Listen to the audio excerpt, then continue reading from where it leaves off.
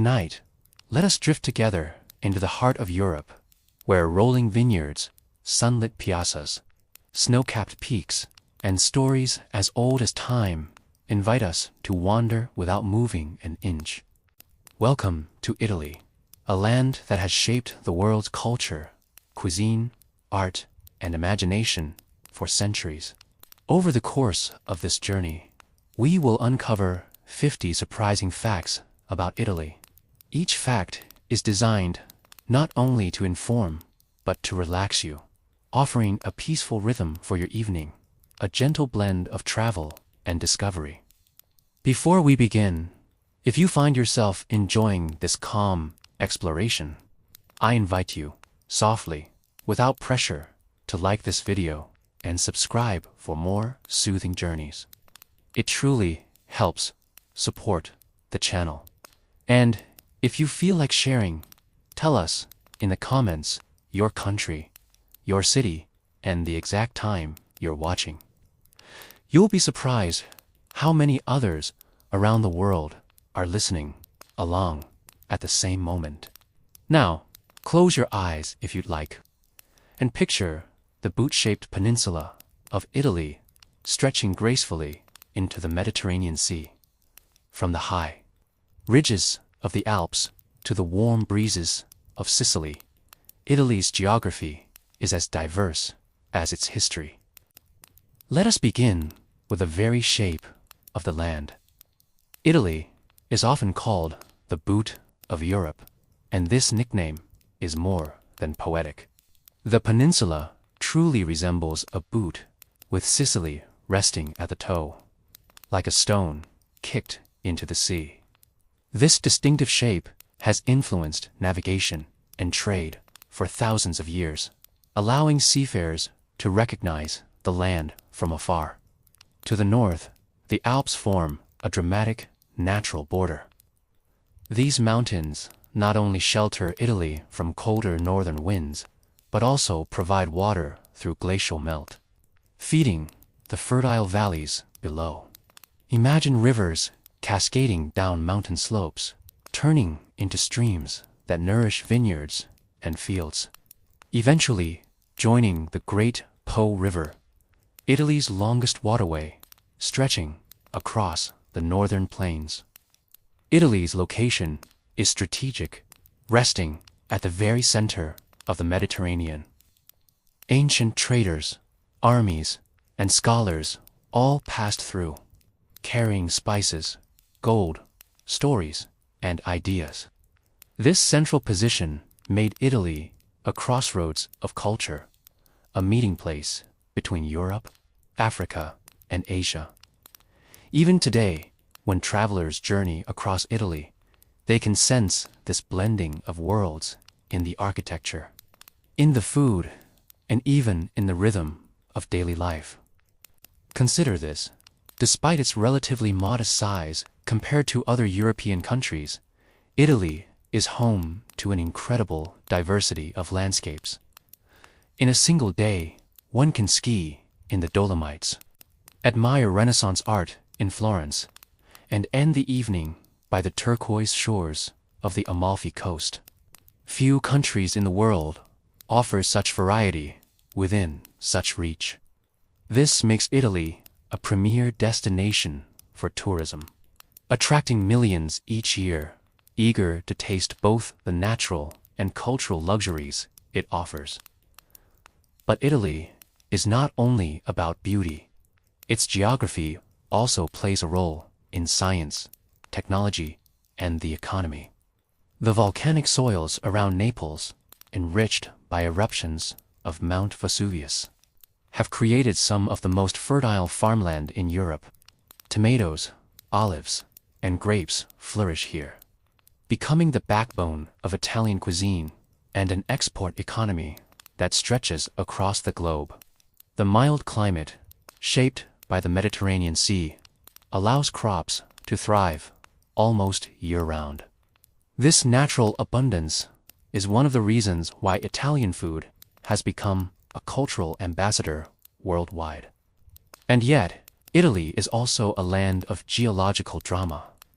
with several active volcanoes: Etna in Sicily, Stromboli in the Tyrrhenian Sea, and Vesuvius near Naples.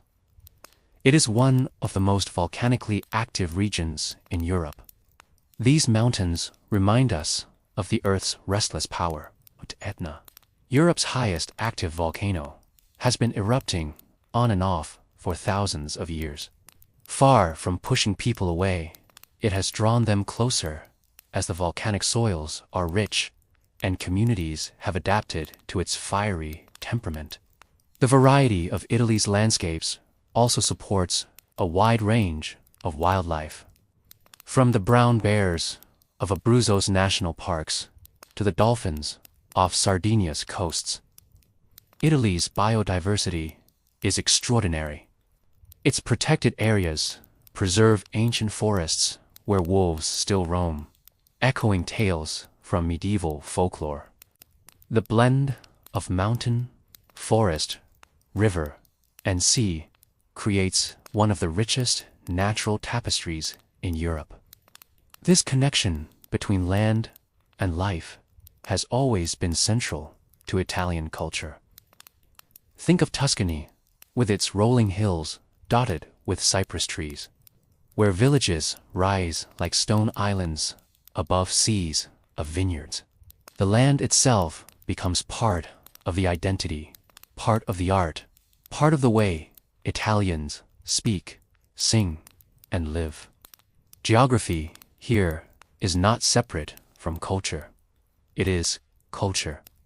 As we wander through these landscapes in thought, let us pause and notice the rhythm. Italy invites us not to rush, but to savor, much like its cuisine, which celebrates simple ingredients transformed with care.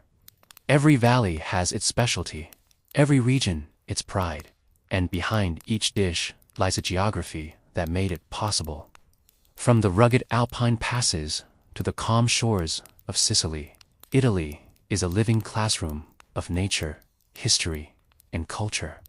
Tonight, we will continue to uncover how these landscapes shaped civilizations, gave rise to legends, and offered gifts that the world still cherishes. So, let your mind rest gently as we glide into the next chapter of our journey. As our journey continues, let us drift upward into the crisp, cool air of northern Italy.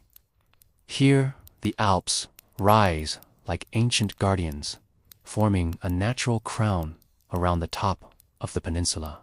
These mountains are more than just stone and snow.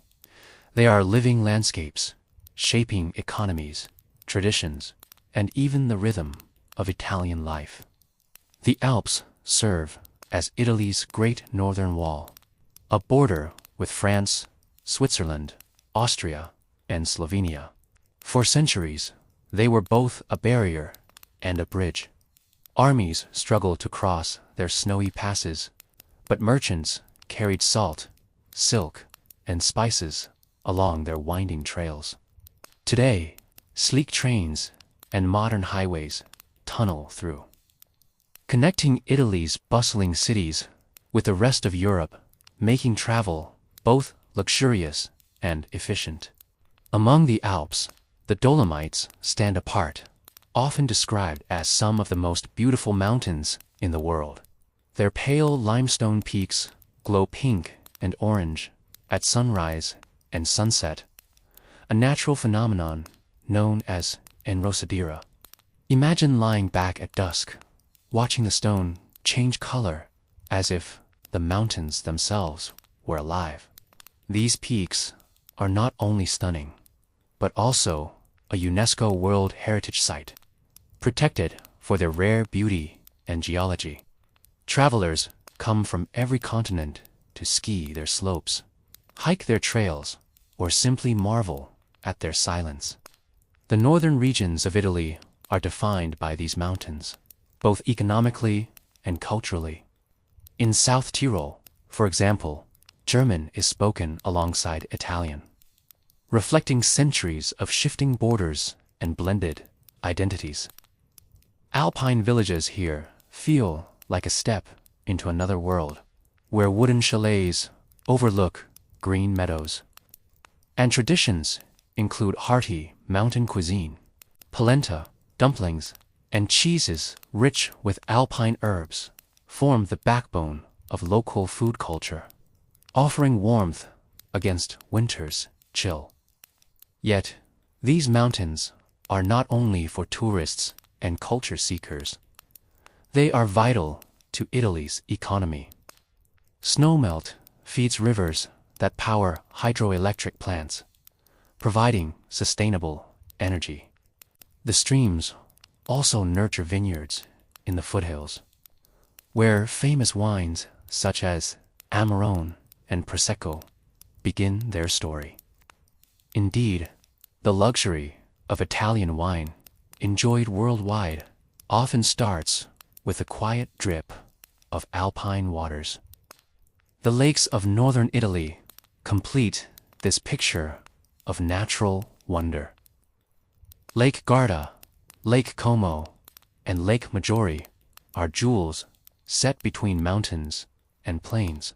Lake Como, in particular, has become a symbol of elegance and luxury tourism. Its shores are lined with villas, some dating back to Renaissance times, others modern havens for celebrities and travelers seeking calm. To glide on these lakes is to feel the intersection of nature, history, and wealth, a balance Italy has long perfected. But let us not forget the quieter stories. High in the Alps live the ibex and chamois, mountain goats that leap gracefully from rock to rock, their movements as fluid as poetry. In hidden valleys, rare orchids bloom, untouched by time. In winter, the silence is almost absolute, snow muffling every sound, creating a kind of peace rarely found elsewhere.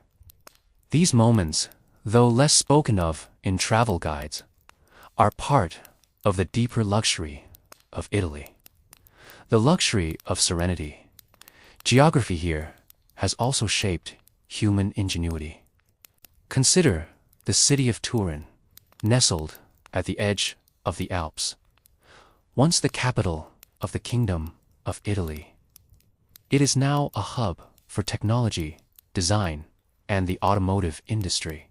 Turin gave birth to Fiat, and from its factories came cars that would travel the world, symbols of Italian engineering and style. Tourism, economy, and technology converge here, reminding us that Italy's mountains are not isolated relics, but engines of progress. Cultural heritage thrives as well. In the valleys of Trentino and Friuli, centuries-old festivals celebrate the cycle of seasons. Bells ring across alpine pastures as cattle are brought down from summer grazing, a ritual marking the changing of time. This connection between land, animal, and human is intimate, almost timeless, and it speaks to the harmony that geography inspires. When the snow melts, these mountains invite a different kind of traveler. Those who seek calm hikes through meadows alive with wildflowers. In summer, the Dolomites echo with the sound of cowbells, the air scented with pine, lavender, and freshly cut hay. It is no surprise that many visitors describe northern Italy not just as a destination, but as a retreat for the soul. The Alps are also reminders of resilience. Soldiers carved tunnels into glaciers, fought in freezing conditions, and endured hardships unimaginable today. Traces of this history remain: bunkers, memorials, and paths that once served as lifelines. They remind us that even the most peaceful landscapes have endured turbulence, and that survival itself is a story woven into Italy's geography. The northern wonders of Italy are a balance of opposites: stillness and energy, isolation and connection, nature and technology. Okay? They show us how land shapes culture and how culture, in turn, transforms land. Whether through luxury tourism at Lake Como, wine cultivation in Veneto, or simple mountain rituals in Trentino, this region reflects the spirit of Italy: diverse, resilient, and deeply beautiful. As our journey unfolds, we will now descend from the crisp mountain air into the rolling plains and cultural heartlands of central Italy. There, history, art, and tradition blend with landscapes just as captivating. For now, take a breath and imagine the cool breeze of alpine valleys, a gentle pause before we glide into the warmth of Tuscany and beyond. From the high ridges of the Alps, let us gently descend into the rolling landscapes of central Italy, where hills stretch like waves and villages crown their crests. Here lies Tuscany, a region so iconic that its very name conjures images of golden sunsets, endless vineyards, and Renaissance art. But beyond the beauty that fills postcards and paintings, Tuscany holds stories of geography, history, and culture that shaped not only Italy, but the entire Western world. The geography of Tuscany is a delicate balance of plains, hills, and coastal stretches. The Arno River flows through the heart of the region, nourishing fertile valleys and carrying with it centuries of history. Along its banks rises Florence, the city often called the cradle of the Renaissance. Florence's position at the crossroads of trade routes allowed it to flourish, not only as a political center, but as a hub of culture, economy, and education. From this fertile valley, ideas bloomed that would travel across Europe, sparking revolutions in art, science, and philosophy. Tuscany's rolling hills are its signature landscape. These gentle slopes, striped with vineyards and olive groves, are more than scenery. They are a living economy. The fertile soils, shaped by ancient seabeds and volcanic activity, provide ideal conditions for grapes. Here, Chianti wines are born, their flavor reflecting the balance of land and climate. Each bottle is a story of geography transformed into taste. Olives, to thrive in this soil, producing oils so prized that they were once used as currency and tribute. This connection between land and livelihood has shaped Tuscan culture for centuries. Villages developed around agriculture, their stone houses clustered tightly, their fields radiating outward like petals. Each town has its own rhythm, its own traditions, and its own culinary specialties. Yet, all share a common reverence for the land. In Tuscany, food is not merely sustenance. It is geography on a plate. A bowl of ribollita soup, made with beans, kale, and bread, tells of fertile valleys and frugal ingenuity. A plate of paisai pasta reflects the simplicity of rural kitchens, shaped by necessity and creativity. Art and culture here cannot be separated from geography.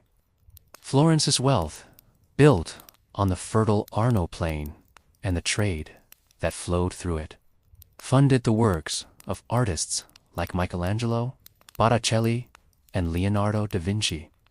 Each masterpiece is, in a sense, an echo of the land, transformed through human vision.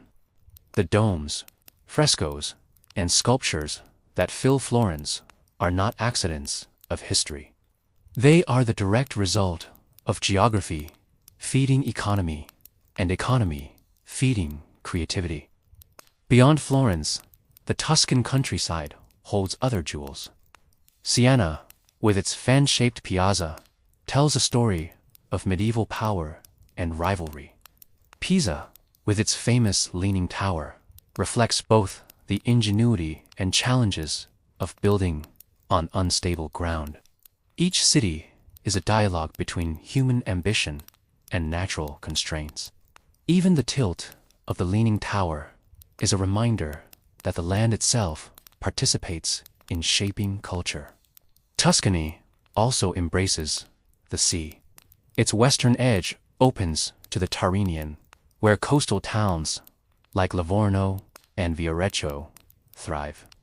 These shores have long been gateways for trade, connecting Tuscany to the Mediterranean world. Luxury yachts now dot these waters, but centuries ago, merchant ships sailed here, carrying silk, spices, and ideas. Tourism today thrives not only on art and wine, but also on beaches where travelers seek the same sun and sea that ancient Romans once enjoyed. Nature, too, is honored in Tuscany. The region's protected parks preserve forests where deer roam and rare orchids bloom.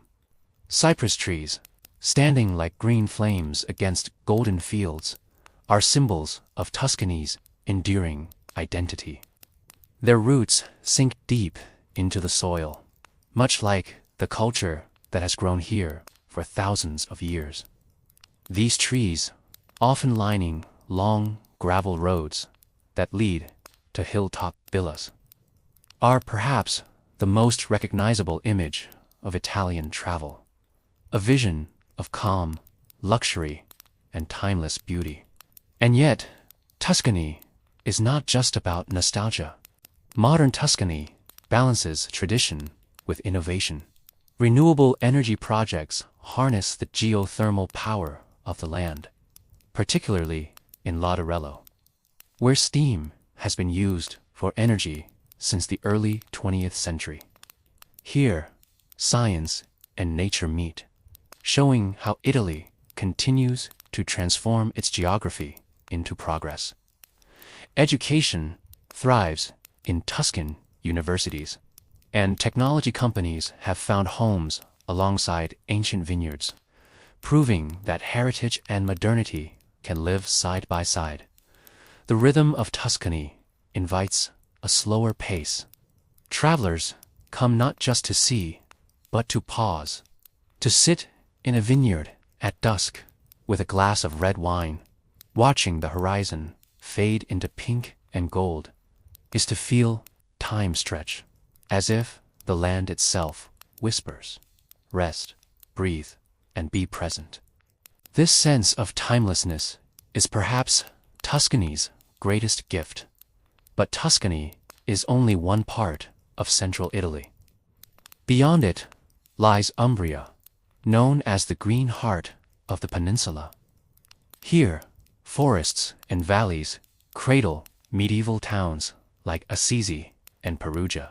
Unlike its more famous neighbor, Umbria is quieter, less touched by mass tourism, yet equally rich in culture and beauty. Its landscapes inspire calm.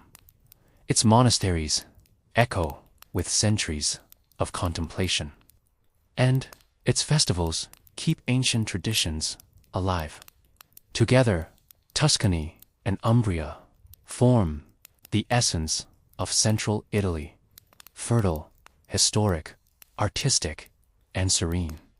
They remind us that geography is not only about mountains and rivers, but about how land shapes life, how valleys nurture creativity, and how hills inspire poetry.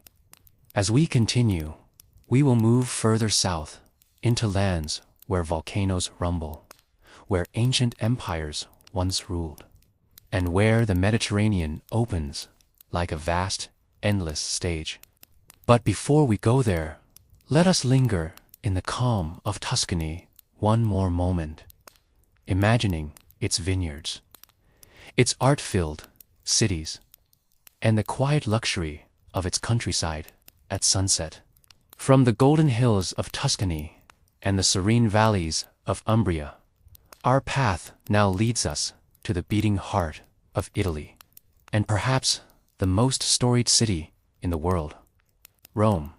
Known as the Eternal City, Rome is not simply a capital. It is a living museum, a stage where centuries of history still play out against the backdrop of bustling piazzas and ancient ruins. To wander through Rome is to walk across time itself.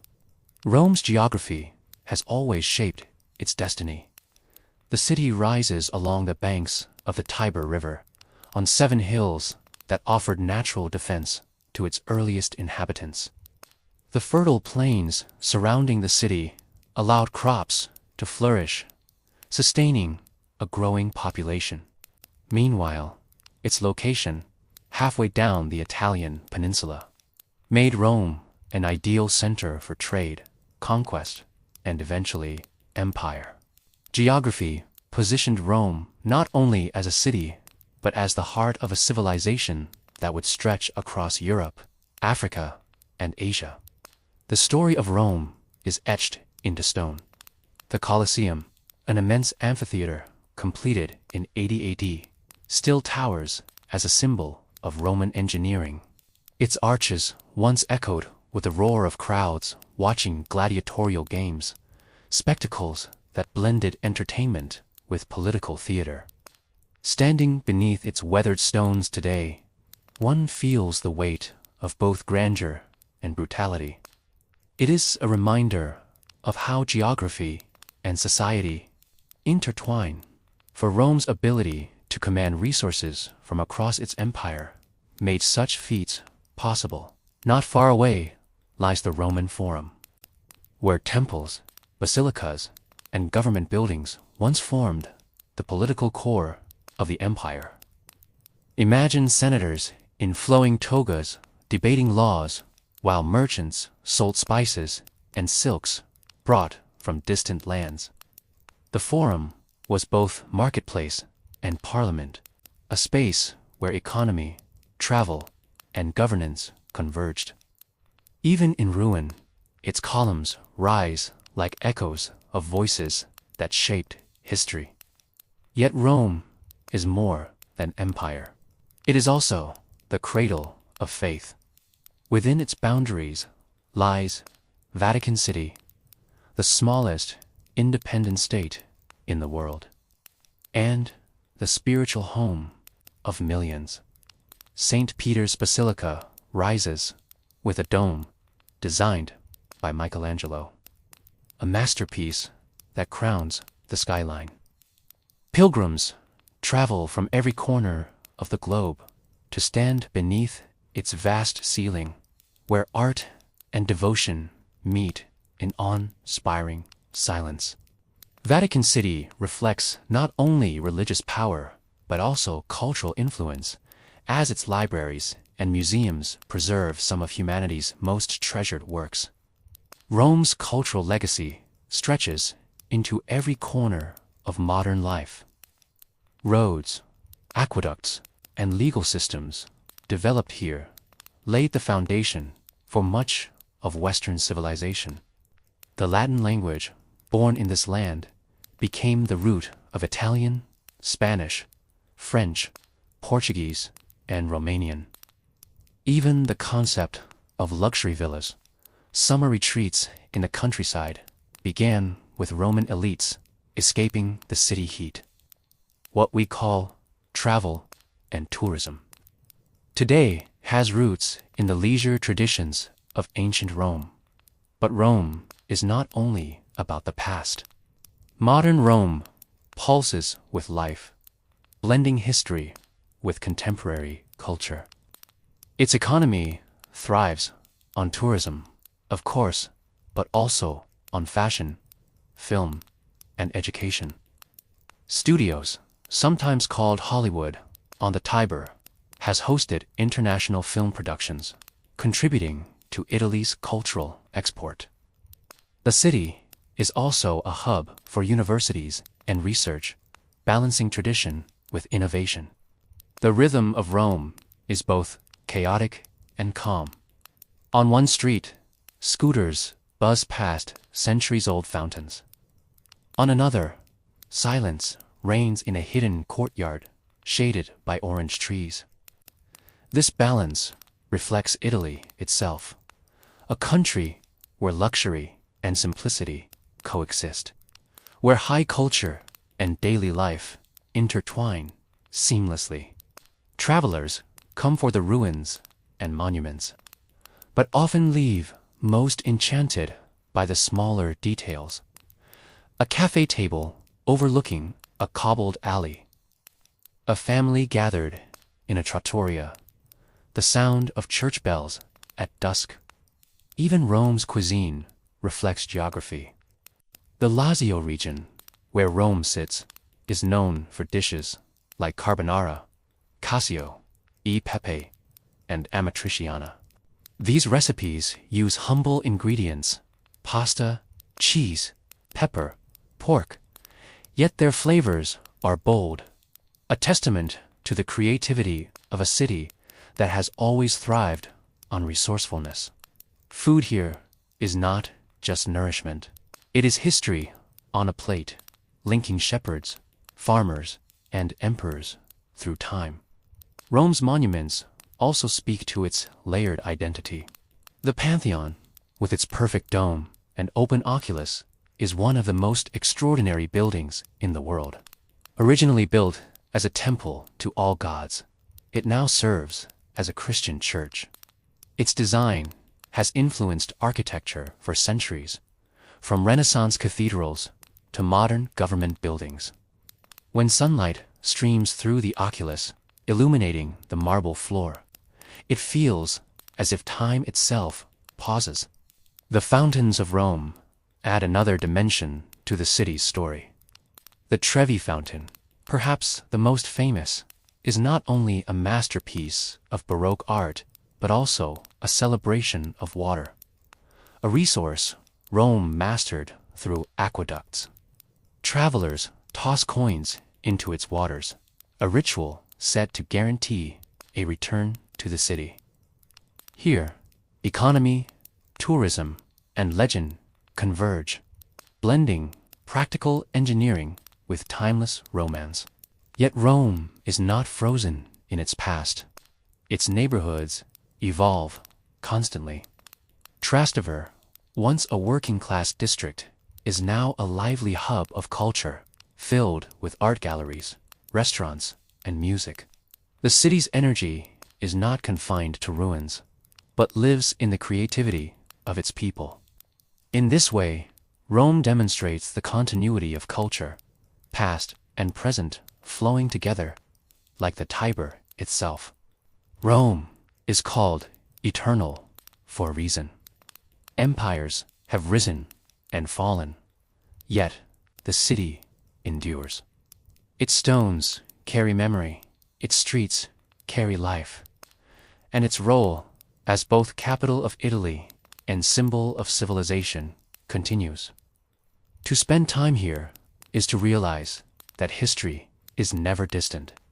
It is beneath your feet, beside your table, above your head, in every dome and arch. As our journey through Italy moves onward, we will soon travel southward to lands of fire and sea, where volcanoes guard the horizon and coastlines shine with Mediterranean light. But before we leave Rome, let us hold its image for a moment. A city where every sunrise touches the ruins of an empire. Every sunset glows upon living neighborhoods, and every night carries the whispers of millennia. From the eternal city, we travel southward, where landscapes become more dramatic, flavors more intense, and traditions more deeply tied to the rhythms of the land and sea. Welcome to southern Italy, where history and geography meet with passion and power. Our journey now takes us to Naples and the Bay of Naples. guarded by one of the most famous volcanoes in the world, Mount Vesuvius. Naples is one of Italy's oldest and most vibrant cities, founded by Greek settlers nearly 3,000 years ago. It has always been a crossroads of cultures: Greek, Roman, Norman, Spanish, and French. Its location along the Tyrrhenian coast made it a natural hub for trade. A city where luxury goods and everyday essentials alike moved in and out. Today, Naples is known for its intensity. The energy of its streets, the rhythm of its dialect, the strength of its traditions. The geography of Naples is defined by the looming shadow of Vesuvius, rising over 1,200 meters. This volcano is both a source of danger and life. Its most infamous eruption occurred in 79 AD, when it buried the Roman cities of Pompeii and Herculaneum in ash and pumice. The tragedy preserved these towns like time capsules, offering modern archaeology extraordinary insights into Roman life. Walking through Pompeii's stone streets, seeing frescoes, mosaics, and bakeries still intact, one feels the presence of a world paused mid-breath. Yet, Vesuvius is also a giver. Its eruptions over centuries enriched the surrounding soil, making it among the most fertile in Italy. Vineyards thrive here, producing wines such as Lacrima Christi, whose name, the Tears of Christ, reflects the poetry Italians often weave around their land. Tomatoes, so central to Italian cuisine, grow particularly well in this volcanic soil, their flavor intensified by minerals drawn from the earth. Without Vesuvius, the iconic pizza margherita, born in Naples, might not taste quite the same. Naples itself is a city of contrasts. Ancient castles overlooking modern traffic, narrow alleys filled with laundry lines and Baroque churches, chaotic markets beside serene monasteries. Its economy is a mixture of tradition and innovation. Tourism thrives here, fueled by history and cuisine. But Naples is also an industrial port, a gateway through which goods flow in and out of Italy. The coexistence of past and present, economy and culture, makes Naples a microcosm of Italy itself. Food culture in Naples deserves special attention. Pizza, though now global, was perfected here. The combination of dough, tomato, mozzarella, and basil, simple, local ingredients, created a dish that became an ambassador of Italian cuisine. Beyond pizza, Naples offers seafood fresh from the bay, pastas rich with local flavors, and desserts like sfogliatella, a pastry layered like the folds of a seashell. Each bite tells a story of seas that provide fish, of soils that yield wheat, and of orchards that offer citrus. The Bay of Naples is one of the most picturesque landscapes in the world. Its waters sparkle under the Mediterranean sun, dotted with fishing boats and ferries. Across the bay lie the islands of Capri, Ischia, and Procida, each with its own character.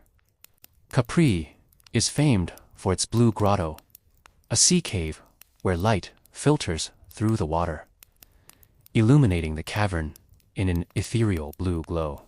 For centuries, Capri has been a destination of luxury travel, attracting emperors, artists, and celebrities.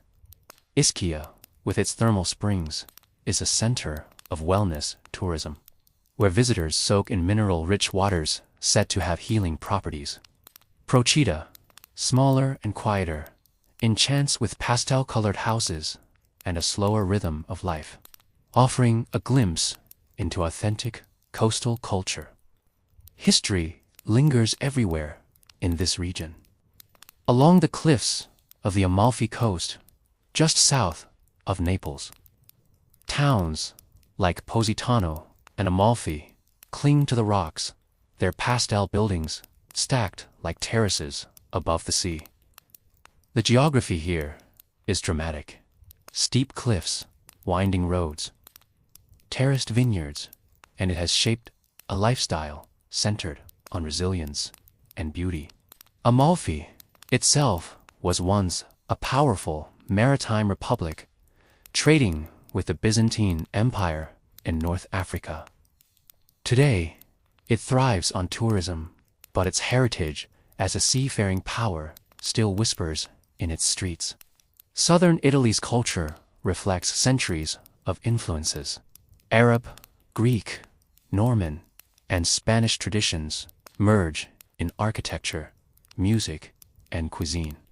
The tarantella, a traditional dance, carries rhythms that seem to echo ancient rituals. Churches display Baroque splendor, while local festivals often blend Christian devotion with older pagan roots. This cultural richness is inseparable from geography. Each invasion, each trade route, each wave of settlers arrive by land or sea, leaving their mark on the people and their traditions. Economically, southern Italy has often faced challenges compared to the wealthier north. Yet, its tourism industry, agricultural production, and growing technology sectors are reshaping its role in Italy's economy. The natural beauty of the coastline, the fertility of volcanic soils, and the cultural treasures of cities like Naples are resources as valuable as any factory or bank. Travel here is not just leisure. It is an encounter with history, geography, and living tradition. To sit on the Bay of Naples at sunset, watching the sky burn orange behind Vesuvius, is to understand the essence of southern Italy. It is a place of contrasts, fragile yet resilient, dangerous yet fertile, chaotic yet beautiful. Its geography is both challenge and gift, shaping a culture that is as intense as it is enduring. As we drift further south, our path will take us to the ancient Greek temples of Paestum. The rugged landscapes of Calabria and the island of Sicily, where myths of gods and volcanoes continue to live in daily life. But before we journey there, let us hold in our mind the image of Naples, a city where every street carries a story. Every dish carries the taste of the land, and every view is framed by the eternal presence of Vesuvius. As we sail southward across the Tyrrhenian Sea, the silhouette of Sicily rises from the horizon, an island where myth and reality intertwine, where volcanoes breathe fire, and where history has layered itself over centuries like sediment. Sicily, the largest island in the Mediterranean, is a world unto itself, a crossroads of cultures and a stage upon which nature performs some of its most dramatic scenes. The geography of Sicily is striking. At its heart stands Mount Etna, Europe's tallest active volcano, rising over 3,300 meters. Etna is both feared and revered. Its eruptions, frequent yet usually gentle, enrich the soil with minerals, creating one of the most fertile agricultural regions in Italy. Grapes, olives, and citrus thrive here, producing wines and oils of remarkable quality. Farmers have long adapted to the volcano's rhythms, planting anew after each eruption, turning danger into abundance.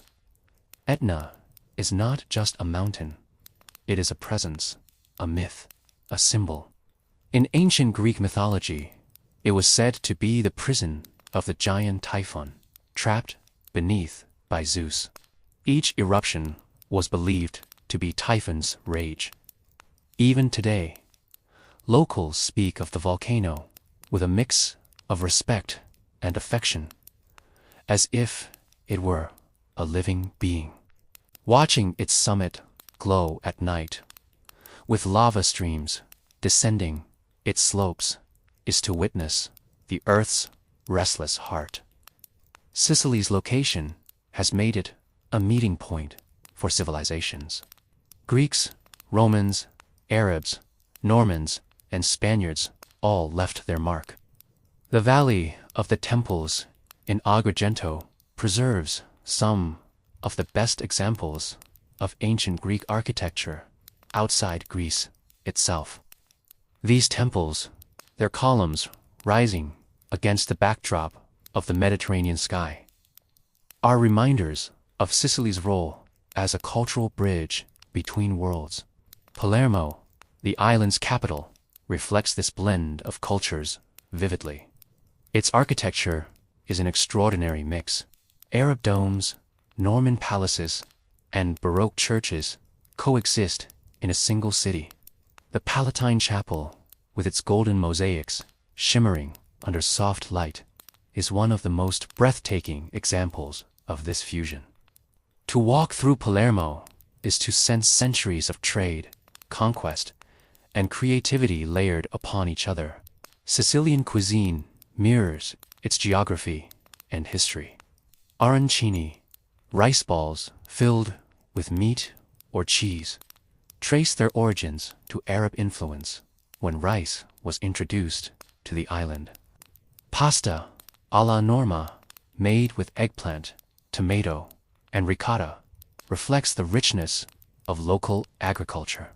Citrus fruits, particularly lemons and oranges, flourish in the island's mild climate, shaping not only cuisine but also exports that fuel the economy. And, of course, Sicily is famed for its sweets. Cannoli filled with ricotta, cassata cakes layered with sponge and marzipan, delicacies that carry whispers of both Arab and European traditions. Tourism in Sicily thrives on its dual identity, both ancient and alive. Visitors come for the ruins of Syracuse, once a powerful Greek city, and for the beaches that stretch along the island's coasts, where turquoise waters meet golden sands. Luxury travelers are drawn to Taormina, perched on a cliff with views of Etna and the Ionian Sea. Its ancient Greek theater, still in use today for concerts and performances, offers one of the most extraordinary backdrops in the world. The stage of history with the volcano itself as a backdrop, yet Sicily is also rugged and authentic. In the fishing villages of the south, life moves to the rhythm of the sea. Boats return at dawn with their catch. Markets fill with voices, and traditions pass quietly from one generation to the next. Economically, Sicily has long relied on agriculture, fishing, and trade.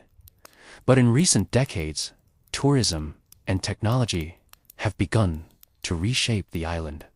Universities in Catania and Palermo serve as centers of education and research, bridging tradition with modern innovation.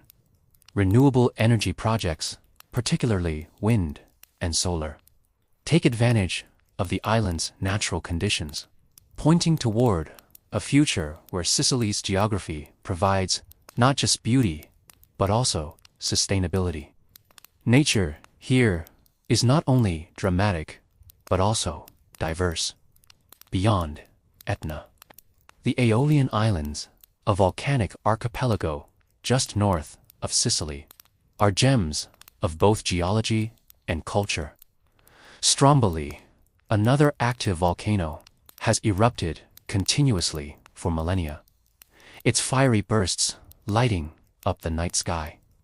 Travelers sail here not only to witness nature spectacle, but also to experience the simplicity of island life, where whitewashed houses, the hillsides, and the sea is always within reach. Sicily's myths remain alive in its landscapes.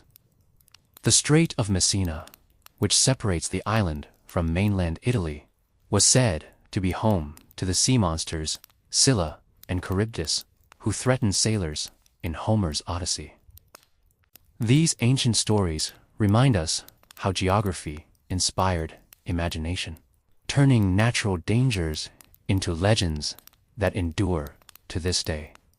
To experience Sicily is to experience contrast: fiery volcanoes and peaceful coasts, bustling cities and quiet villages, ancient ruins and modern vitality. It is a place where the earth's power is felt daily, where cultures blend into something entirely unique, and where life is lived with intensity and warmth. As we prepare to leave Sicily behind in our journey, we will soon cross into Calabria, the southern tip of mainland Italy, where rugged mountains meet to seas, and where traditions remain among the most deeply rooted in the peninsula. But before we go, let us linger for a moment in Sicily, an island where every stone tells a story. Every flavor carries history, and every horizon seems touched by myth and fire. Leaving behind the fiery presence of Sicily, we cross the narrow Strait of Messina into Calabria, the very toe of Italy's boot. This region, often less known to international travelers, is one of the country's most unspoiled treasures. Calabria is wild, dramatic, and deeply traditional. Its geography has both isolated it and protected it, creating a culture that feels both timeless and authentic. Calabria is shaped by mountains, the Apennines, which run the length of Italy like a spine, and here in a flourish of peaks and ridges. The Aspromonte Mountains rise steeply, their forests thick with chestnut and pine, their valleys echoing with streams and waterfalls. This rugged terrain has historically made Calabria difficult to reach and difficult to conquer, preserving local traditions and dialects even as empires rose and fell around it. Between these mountains and the sea lie some of the most striking coastlines in Italy. Calabria is surrounded by two bodies of water, the Tyrrhenian Sea to the west and the Ionian Sea to the east. This duality gives the region a unique character: sunrises over the Ionian, sunsets over the Tyrrhenian. The beaches here are long and pristine, often far quieter than those in more famous parts of Italy. White sands, turquoise waters, and dramatic cliffs make Calabria a hidden paradise for those seeking calm away from crowds. The town of Tropea is perhaps Calabria's most iconic destination. Perched on a cliff above the sea, its old town tumbles toward the water in narrow alleys and piazzas. Below lies the sanctuary of Santa Maria della Sola, a medieval church set on a rocky promontory, surrounded by the blue of the Mediterranean. Tropea is famed not only for its beauty, but also for its sweet red onions, a local specialty so cherished that festivals are held in their honor. These onions, like much of Calabrian cuisine, reflect the region's fertile soil and reliance on agriculture. Calabria's food is bold, often spiced with chili peppers, a rarity in most Italian cuisines. This love of spice is a legacy of trade. As peppers arrived here centuries ago from the Americas. Today, Calabria is famous for induja, a soft, spreadable salami flavored with chilies, which has become a delicacy exported worldwide. Anchovies, swordfish, and sardines feature prominently as the seas provide abundantly. Olive groves and vineyards spread across the hills, producing oils and wines that are increasingly recognized for their quality. Here again, geography writes the recipes, turning mountain and sea into flavors. Historically, Calabria was part of Magna Graecia, the network of Greek colonies established in southern Italy. Ancient ruins still stand as testimony. Temples, theaters, and city walls that remind us this land was once a vibrant center of Mediterranean culture. The archaeological site of Locri, with its sanctuaries and artifacts, tells stories of a world where Greek gods were worshipped and where trade linked Calabria with Athens, Corinth, and beyond. But Calabria has always been a land of resilience.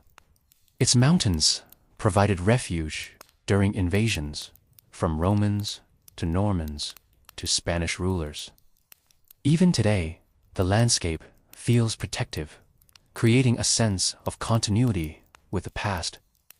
Small villages dot the hillsides, many still following traditions that date back centuries. Hand-woven textiles, ceramics, and woodwork remain important crafts, connecting modern Calabrians with their ancestors. Economically, Calabria has faced challenges with less industrial development compared to northern Italy. Yet this very fact has preserved much of its natural beauty. In recent years, tourism has grown steadily, as more travelers seek authentic experiences beyond crowded cities. Ecotourism, hiking, and cultural travel now bring new opportunities, blending tradition with sustainable development. Calabria's national parks, such as Aspromonte and Sila, are havens for biodiversity. Home to wolves, golden eagles, and ancient forests. One of Calabria's most breathtaking sights lies off its coast. The Riachi bronzes. These are two life-sized Greek statues discovered in the sea near Riachi in 1972, perfectly preserved. They represent warriors or heroes, their muscles and expressions carved with extraordinary detail. Today, they are displayed in Reggio Calabria's museum, symbols of the region's deep connection to ancient art and culture. Their discovery was like finding voices of the past rising again from the sea. While Italian is, of course, spoken, many communities preserve dialects that carry influences from Greek, Latin, and Arabic. These dialects are not just linguistic curiosities. They are living testimonies of Calabria's role as a cultural crossroads. Oral traditions, songs, poetry, and storytelling continue to thrive, passing wisdom and history through generations. Perhaps what makes Calabria most unique is its rhythm. Life here moves slower, more attuned to the cycles of nature. Festivals mark the seasons. Processions honor saints, and family remains the central unit of society. For travelers, this rhythm is a luxury in itself, a chance to step away from speed and noise, to immerse in landscapes and traditions that have resisted the rush of modernity. Standing on a Calabrian beach, with mountains behind and sea before, one feels the full essence of the Mediterranean, a place where earth, water, and sky converge, where history meets nature, and where simplicity itself becomes a form of richness. As we continue our journey, we will cross from Calabria into another island, Sardinia, a land of rugged coasts, mysterious prehistoric monuments, and traditions unlike anywhere else in Italy. But before we sail away, let us hold Calabria in our minds, the toe of Italy, strong and resilient, where mountains guard the land and the sea whispers stories of both past and present. From Calabria's rugged toe, we now cross the Tyrrhenian Sea once more, this time to Sardinia, the second largest island in the Mediterranean, a land of mystery, beauty, and resilience. Sardinia is different from the rest of Italy, both in landscape and in spirit. It is a place where time feels slower, where traditions reach back thousands of years, and where the sea shapes life with both gentleness and force. Sardinia's geography is dramatic. Its coastline stretches for nearly 2,000 kilometers, one of the longest in Europe. Cliffs plunge into turquoise waters, hidden coves shelter white sands, and granite formations sculpted by wind and waves create landscapes that feel almost otherworldly. The Costa Smeralda, or Emerald Coast, is perhaps the most famous stretch of shoreline. Here, the sea glows with shades of green and blue, so vivid they seem painted. Luxury resorts and yachts, this coast, making it a playground for international travelers.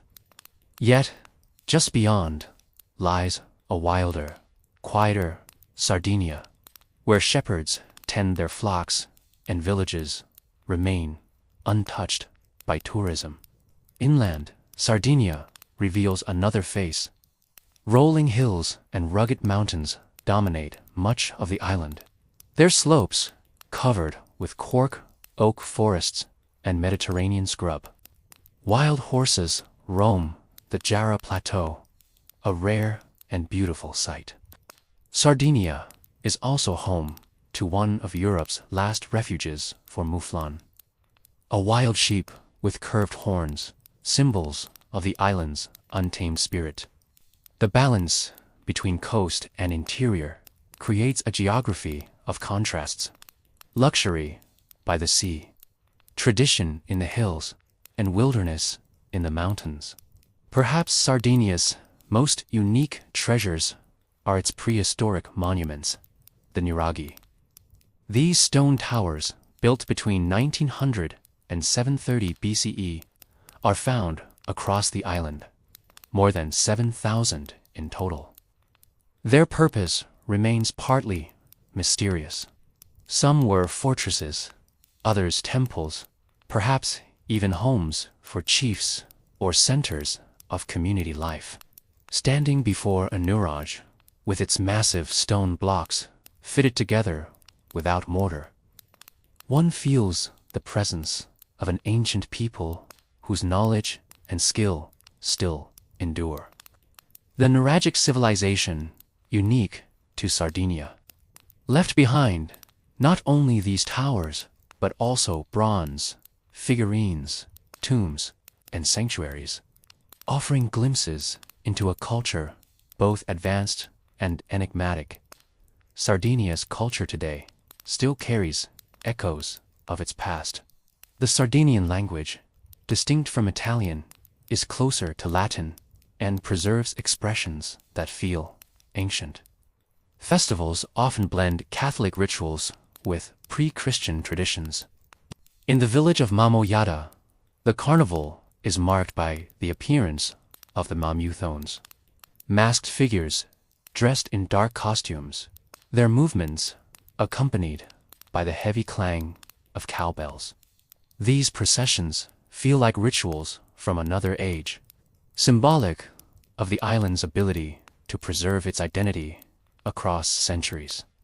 Economically, Sardinia has long relied on shepherding and agriculture. Sheep farming remains central, producing pecorino sardo, a cheese celebrated across Italy and beyond. Olive groves, vineyards, and wheat fields also shape the landscape, just as fishing villages thrive along the coasts. In recent decades, tourism has become a major economic driver, particularly along the Costa Smeralda, yet many Sardinians balance modern industries with traditional practices. Cork harvesting, for example, remains important, with Sardinia producing a significant share of the world's cork used in wine bottles, fashion, and design. The cuisine of Sardinia reflects both land and sea. On the coast, dishes feature lobster, clams, and tuna. Inland, roasted suckling pig, known as portsadou, is a specialty, slow-cooked over aromatic wood. Pain carousel, a thin, crisp bread, is a staple, originally made for shepherds who needed food that would last during long stays in the mountains. Sweets often use almonds and honey, flavors tied to both Arabic and Mediterranean influences. In Sardinia, as in much of Italy, geography becomes taste, and each bite is a reflection of history and environment. Sardinia's natural beauty also fosters a thriving tourism of adventure and exploration. Hikers trek through the Supramonte Mountains, where limestone cliffs and deep canyons create dramatic landscapes. The Gola di Goropu, sometimes called Europe's Grand Canyon, is one of the deepest gorges on the continent. Divers explore underwater caves and shipwrecks along the coast, while sailors glide across wind-swept seas. For travelers, Sardinia offers both luxury and wilderness, a rare combination that keeps it among the most desired yet mysterious destinations in Europe. Myths, too, are deeply rooted here. Local legends tell of giants who once walked the island, leaving behind the nuraghi as their dwellings. Others speak of witches who could control winds, an important belief for seafaring communities. These stories, passed down through generations, weave together the tangible geography of Sardinia with the intangible fabric of imagination. What sets Sardinia apart is its sense of independence. Though part of Italy, it retains a strong regional identity. Its history of isolation, surrounded by sea and separated from the mainland, has created a culture that feels self-contained, proud, and endearing. Travelers often remark that Sardinia feels like another country entirely, an Italy within Italy, with its own soul and rhythm.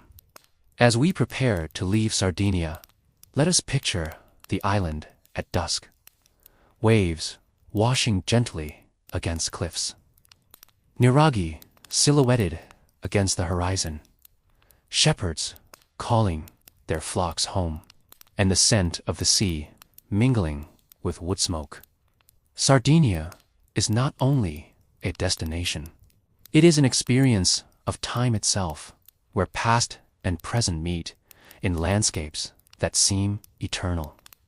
Next, our journey will take us northward again, to the Great Po Valley, Italy's fertile plains, industrial heartland, and home to cities of art, luxury, and innovation.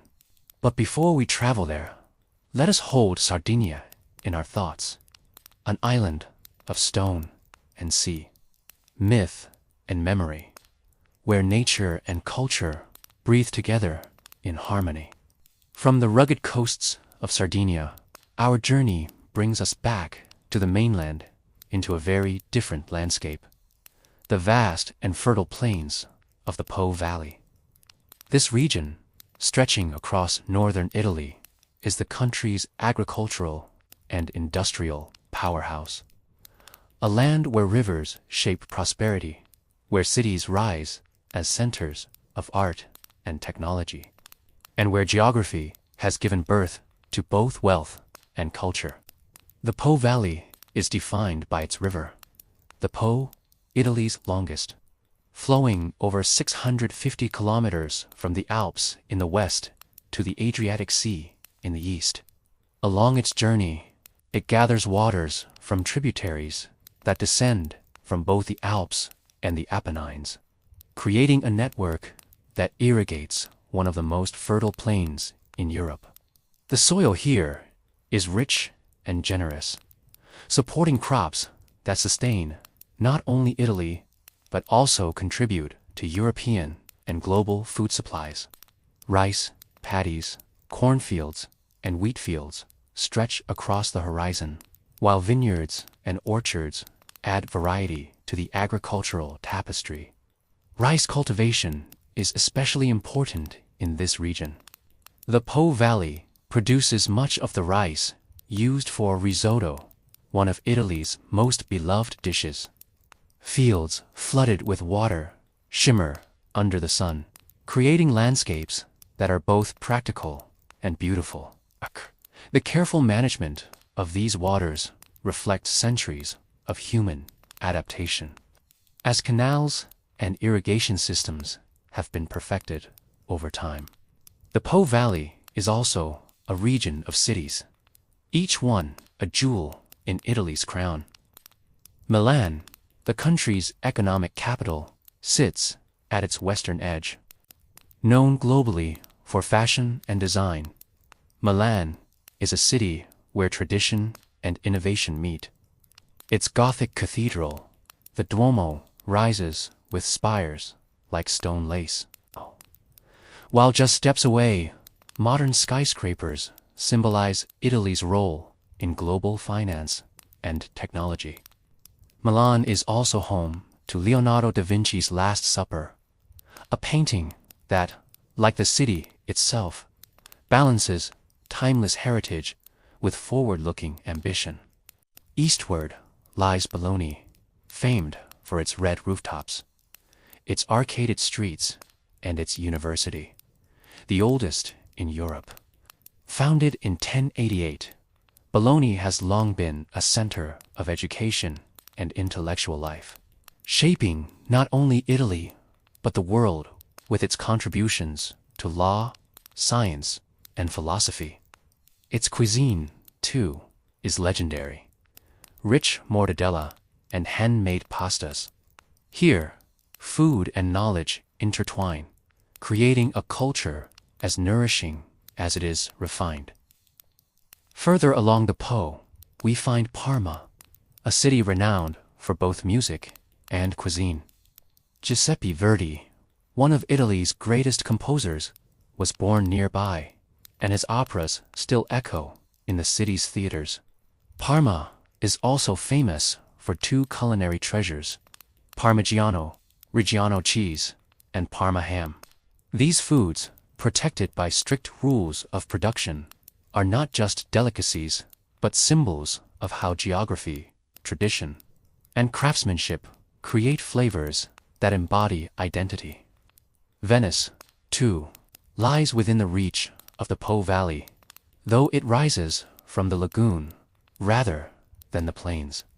Built on more than 100 islands, connected by canals and bridges, Venice is one of the most unique cities in the world.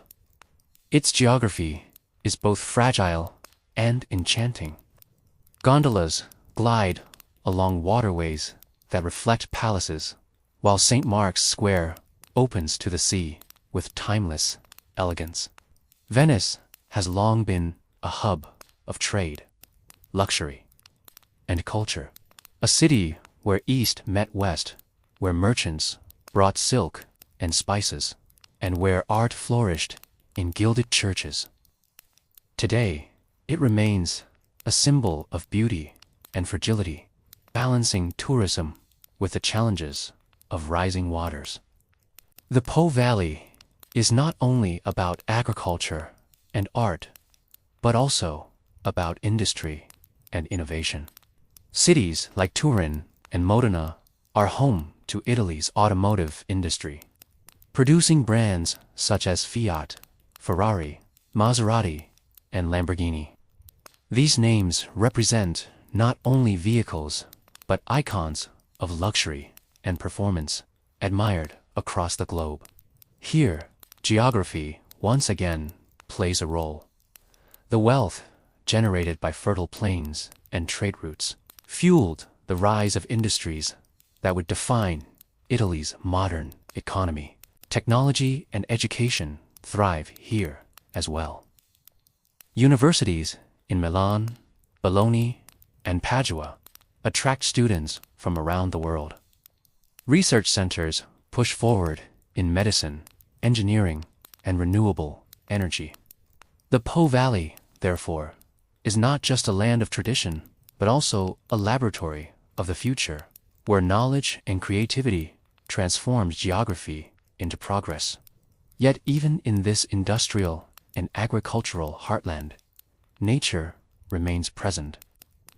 The Po Delta, where the river meets the Adriatic, is a wetland of extraordinary biodiversity. Birds migrate here in vast numbers, making it one of Europe's most important natural reserves. Marshes, lagoons, and sandbanks create a mosaic of habitats where flamingos and herons find sanctuary. For travelers, the delta offers a different kind of tourism, quiet, contemplative, and deeply connected to the rhythms of water and life. The culture of the Po Valley reflects its abundance. Feasts, festivals, and markets are common, celebrating both agricultural cycles and historical events. From the Carnival of Venice to the food fairs of Emilia-Romagna, the region thrives on gathering, sharing, and celebrating. In every dish, every performance, and every tradition, the land itself speaks. To stand in the Po Valley is to feel Italy's heartbeat, steady, fertile, and enduring. It is a region that feeds the body with its fields, feeds the mind with its universities, and feeds the soul with its art and beauty. As we continue, we will leave the plains and rivers behind, climbing once more into the Apennines, and then exploring Italy's coastal wonders. But before we move on, let us pause in the Po Valley, imagining its wide fields under the summer sun, its cities glowing with art and innovation, and its river flowing steadily toward the sea, a symbol of continuity and abundance. From the wide and fertile plains of the Po Valley, we now rise into the rugged embrace of the Apennines, the mountain chain that runs like a backbone through the entire length of Italy. Known in Italian as Apennine, these mountains stretch for over 1,200 kilometers, linking north to south, east to west, and shaping nearly every aspect of the peninsula's geography, culture, and history.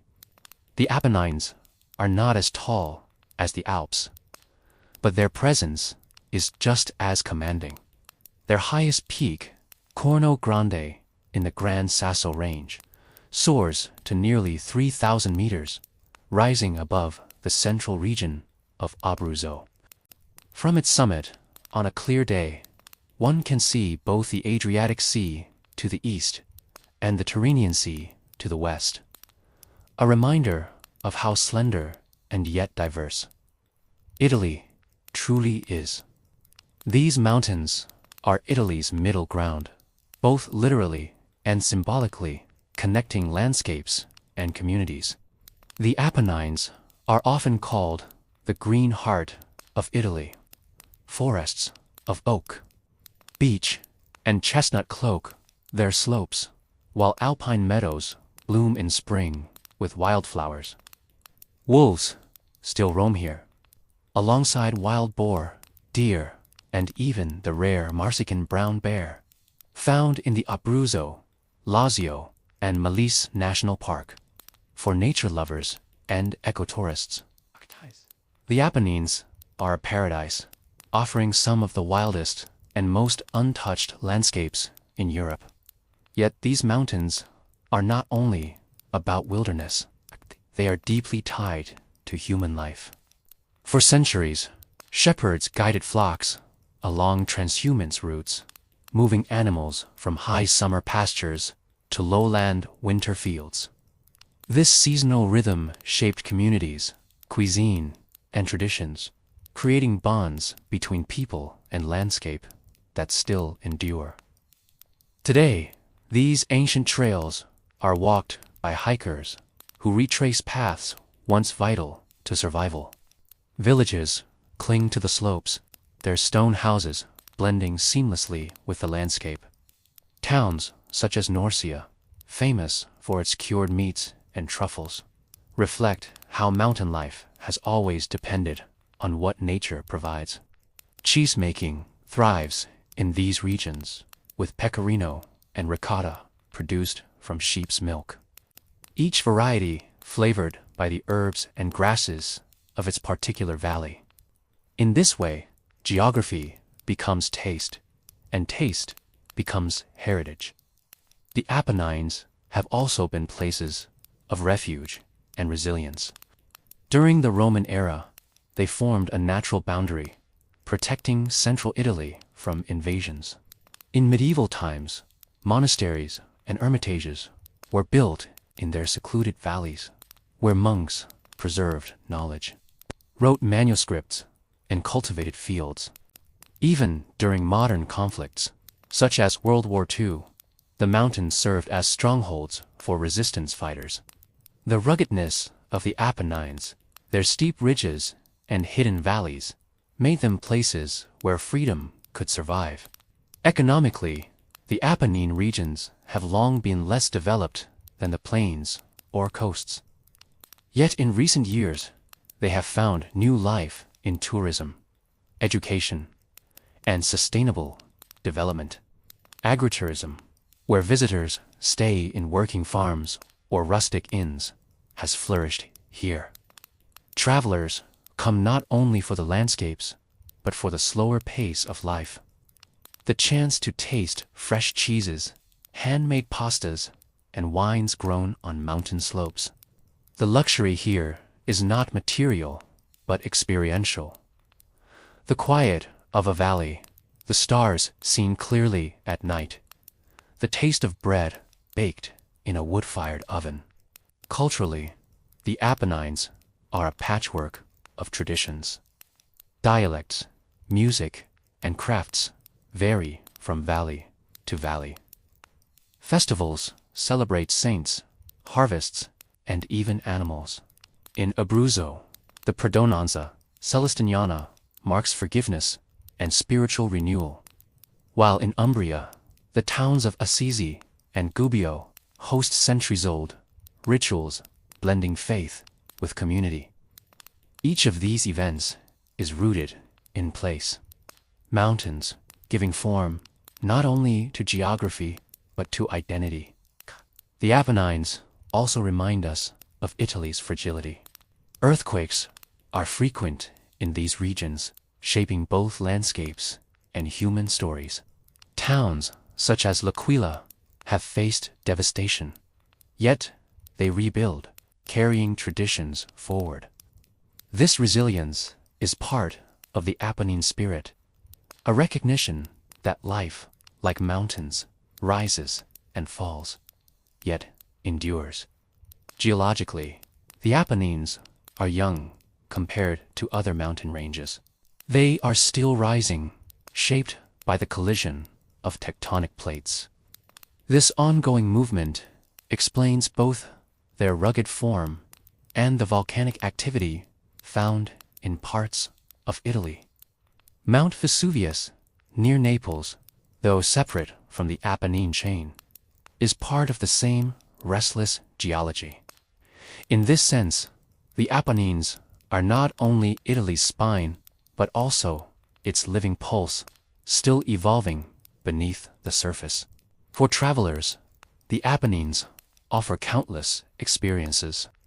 Ski resorts welcome visitors in winter, while spring and summer bring hikers, climbers, and pilgrims.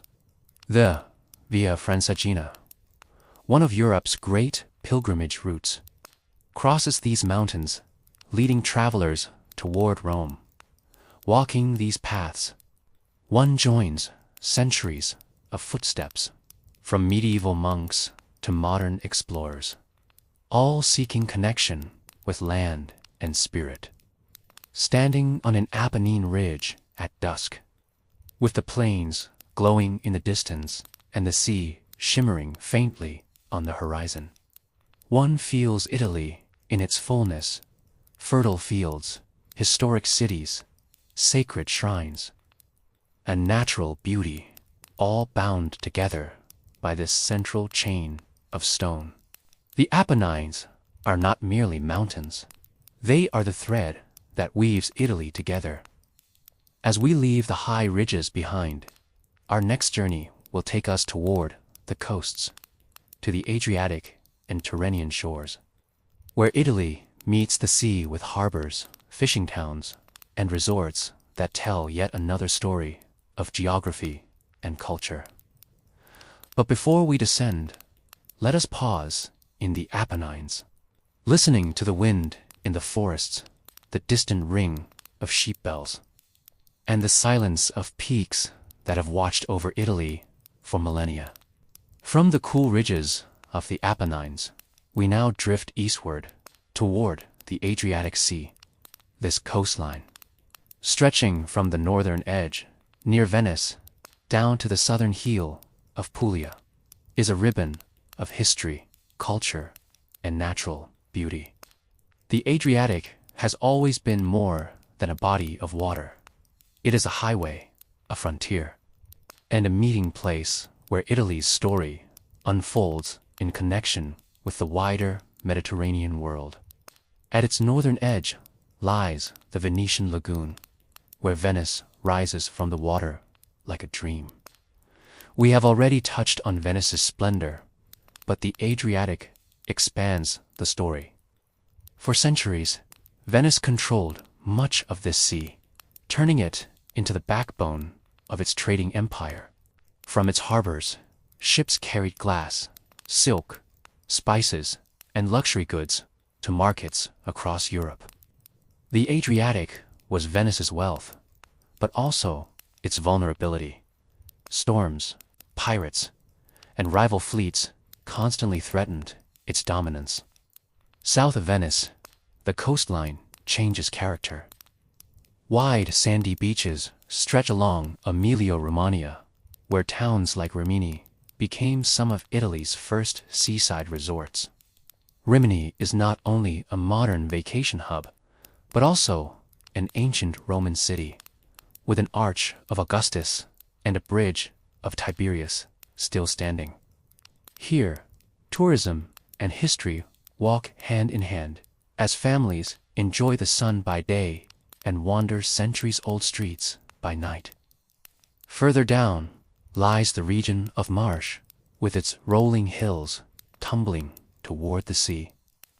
The port of Ancona, founded by Greek settlers, remains a vital gateway for ferries linking Italy with Croatia, Greece, and beyond.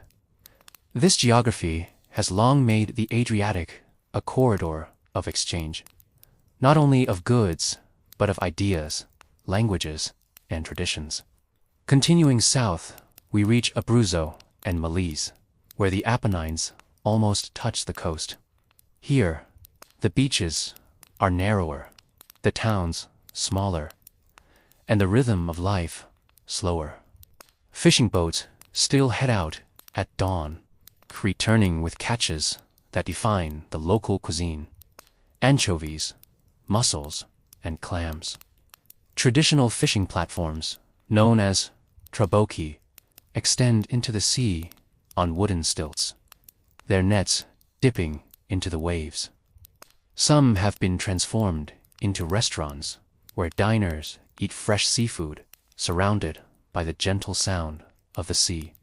Further still lies Puglia, the heel of Italy, where the Adriatic coastline is perhaps at its most striking. Rocky cliffs alternate with hidden coves, while whitewashed towns like Polignono, a mare, cling to the cliffs above turquoise waters. The region's capital, Bari, has long been a maritime hub. Its historic center, a maze of narrow lanes where women still hand-roll pasta in front of their homes. From Bari, ships sail eastward, echoing centuries of connections between Italy and the Balkans, the Middle East, and beyond. Otranto, at the very tip of the Adriatic coast, holds a special place in history. Known as Italy's easternmost city, it faces the Strait of Otranto. Where the Adriatic meets the Ionian Sea, its cathedral floor is covered with a vast medieval mosaic, depicting scenes from both Christian and pagan traditions. A reminder that the Adriatic was always a crossroads of cultures. The sea here is narrow, the opposite shores visible on clear days, a constant reminder of Italy's proximity to other worlds. Economically, the Adriatic coast has long balanced fishing, agriculture, and trade.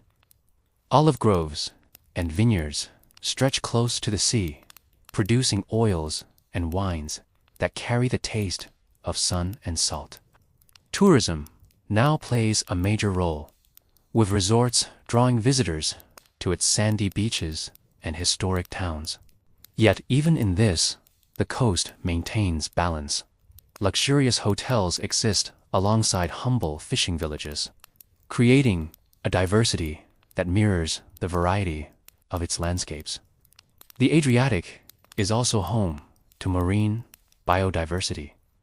Dolphins can be seen leaping in its waters, and protected areas preserve habitats for turtles and seabirds. In the northern part, the Po Delta shapes lagoons and wetlands where flamingos feed and herons nest. In the south, rocky seabeds attract divers, eager to explore caves, coral, and shipwrecks from ancient and modern times. Culturally, the Adriatic coast is full of festivals and traditions tied to the sea. In many towns, processions carry statues of saints onto boats, blessing the waters and praying for protection. These rituals, blending faith and livelihood, highlight how deeply the sea is woven into identity. Food festivals celebrate mussels, clams, and seafood soups, inviting visitors to taste the Adriatic's gifts. Perhaps what makes the Adriatic coast most enchanting is its light. The rising sun casts golden reflections across calm waters, bathing beaches and towns in warmth.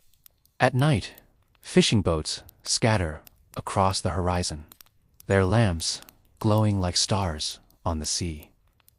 To travel along this coast is to experience Italy's connection to the wider Mediterranean, its openness to trade and exchange, and its quiet beauty in the rhythms of daily life. As we leave the Adriatic, we will soon turn westward, crossing the mountains again to reach the Tyrrhenian coast, where Rome, Naples, and other great cities look out over seas of both beauty and danger. But before we continue, let us pause to hear the Adriatic waves, gentle yet constant, whispering stories of journeys begun and journeys yet to come. From the eastern glow of the Adriatic, our path carries us westward across the Apennines until we reach the Tyrrhenian Sea. This coastline, washed by deeper waters and shaped by ancient volcanoes, has long been at the center of Italy's history. Here lie Rome, the eternal city, and Naples, vibrant and untamed, along with landscapes where myths, empires, and natural wonders converge. We begin near Rome, where the Tiber River flows into the Tyrrhenian. Ancient Ostia, once the great port of the Roman Empire, still stands with its cobbled streets and mosaics intact. From here, Rome drew grain from Egypt, marble from Greece, and luxuries from across the Mediterranean. Though the sea is no longer Rome's main lifeline, it remains part of the city's story, a reminder that the empire's strength once rested on control of the waves. Moving south, we encounter the Lazio coast. Sandy beaches stretch toward the horizon, dotted with fishing towns and modern resorts. Here, the rhythm is slower than in Rome, shaped by both land and sea. The Tyrrhenian has long been a place of leisure. Even in ancient times, Romans built seaside villas here, seeking rest from the heat of the capital. Today, Italians and visitors alike continue that tradition, drawn to the calm waters and fresh seafood. Further along, the Campania region bursts into view, and with it, one of the most dramatic coastlines in the world, the Amalfi Coast. Villages such as Positano and Amalfi cling to cliffs, their pastel houses tumbling toward the sea like a cascade of color. Narrow roads wind above turquoise waters, each curve revealing a new vista. This is a place of luxury and elegance, but also of resilience. For centuries, locals carved terraces into steep slopes, cultivating lemons, grapes, and olives despite the challenging geography. The result is a landscape that feels both fragile and eternal, shaped by human persistence and natural grandeur. Nearby rises Naples, a city where life vibrates with intensity. Its history is as deep as its streets, layered with Greek foundations, Roman remains, medieval castles, and Baroque churches. The Tyrrhenian here is both a blessing and a danger. The Bay of Naples is stunning, with views stretching from the islands of Capri and Ischia to the looming shadow of Mount Vesuvius. Yet, it is Vesuvius and the volcanic forces beneath that have shaped both the land and its destiny. Even today, the volcano remains active, a reminder of how beauty and peril coexist in this landscape. The islands of the Tyrrhenian are jewels scattered across the sea. Capri, with its blue grotto and dramatic cliffs, has long been a retreat for emperors, artists, and travelers seeking luxury.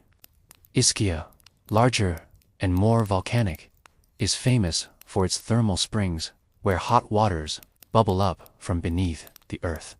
Procida, smaller and quieter, enchants with its colorful harbor, so picturesque that it was named Italy's capital of culture in recent years.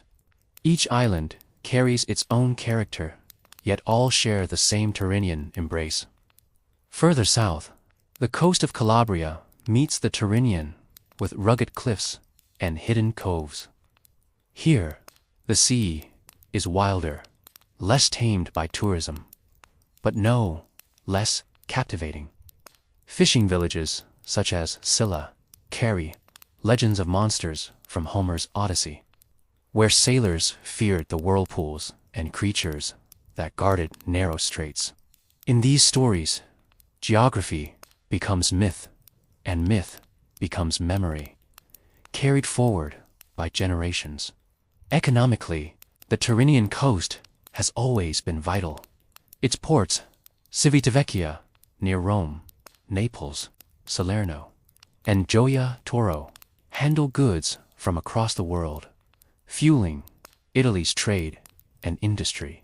Tourism, too, thrives here as travelers come for art, history, cuisine, and scenery. Luxury hotels and humble trattorias coexist, each reflecting the coast's diversity. Culturally, the Tyrrhenian has given rise to music, poetry, and cuisine. The songs of Naples, passionate, melodic, and full of longing, carry the rhythm of the waves. Dishes such as spaghetti alle vongole, with clams fresh from the sea, or pizza margherita, born in Naples, remind us how land and sea flavors blend.